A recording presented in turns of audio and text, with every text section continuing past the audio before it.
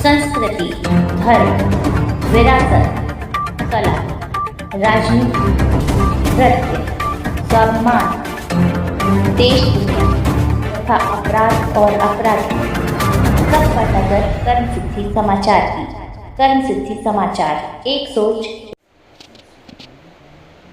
नमस्कार, कर्मसिद्धि समाचार में आपका स्वागत है। हमारे साथ मौजूद है इसमें अलीगढ़ के बेसिक शिक्षा अधिकारी महोदय, जिन्होंने हमने एक स्कूल का औचक निरीक्षण किया था, जिसमें हमने जांच चाहिए थी, ये खबर चाहिए थी कि इस स्कूल की परिस्थितियां क्या हैं। वो एक स्कूल की वैन पकड़ी गई थी, जिसके माध्यम से हम उस स्कूल तक पहुंच पाए। स्कूल से पहुंचने के बाद हमने बेसिक शिक्षा अधिकारी महोदय को सूचना दी, जिसमें उन्होंने अवगत स्थिति में साफ तौर पर यह कहा है कि मैं अपनी कार्रवाई को कराने का प्रयास करूंगा और हर अधिकारी को सूचित कराऊंगा कि जो स्कूलों में अवैध तरीके से वैन चलाई जा रही हैं, जो गतिविधियां हैं वो गलत हैं, उनको तत्काल संज्ञान में लिया जाए और उसकी जांच की जाए। कैमरामैन सहयोगी के साथ दुष्यंत सक्सेना, कर्मसिद्धि समाचार, अलीगढ़।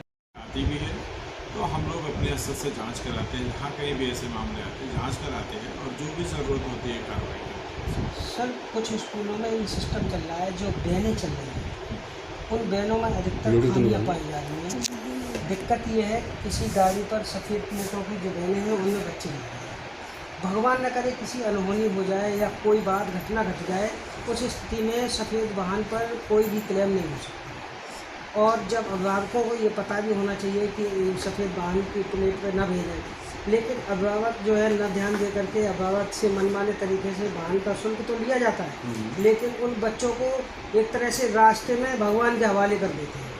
क्योंकि आप सही चल रहे हैं, सामने वाला नहीं चल रहा, वो अकस्मात किसी घटना को अंजाम दे दे, उसमें बच्चों के हताहत होने की स्थिति हो सकती है। हो सकता है चालक के साथ भी दुर्घटना हो जाए। ऐसी स्थिति में सरकार को क्या कदम उठाने चाहिए शिक्षक? निस्संदेह हम सभी की जिम्मेदारी और दूसरे बैग में जिम्मेदार पद पे काम कर रहे हैं। तो मैं कक्षा 1 से 8 तक के लिए बसों की जांच के लिए मैं आरटीओ महोदय को पत्र लिखूँगा और इस पर जिलाधिकारी महोदय से भी मैं प्रभावी आदेश कराऊँगा। और हर बच्चे को सुरक्षित रखना, उसको पूरी जानकारी देखना हम सभी का काम है, हमारा और परिवहन विभाग का काम है।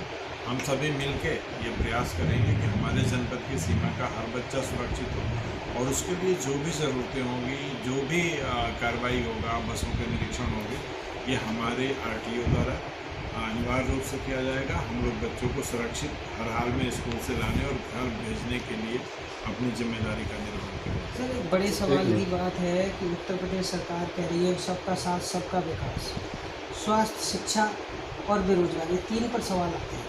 लेकिन जो छोटे बच्चे या गरीब स्तर के परिवार हैं, जिनके बच्चे घर में 2 बच्चे हैं, एक बच्चा 6ठी क्लास में, एक 7वीं में, तो 7वीं वाला बच्चा जो है 8वीं में जाएगा और 6ठी वाला बच्चा 7वीं में जाएगा।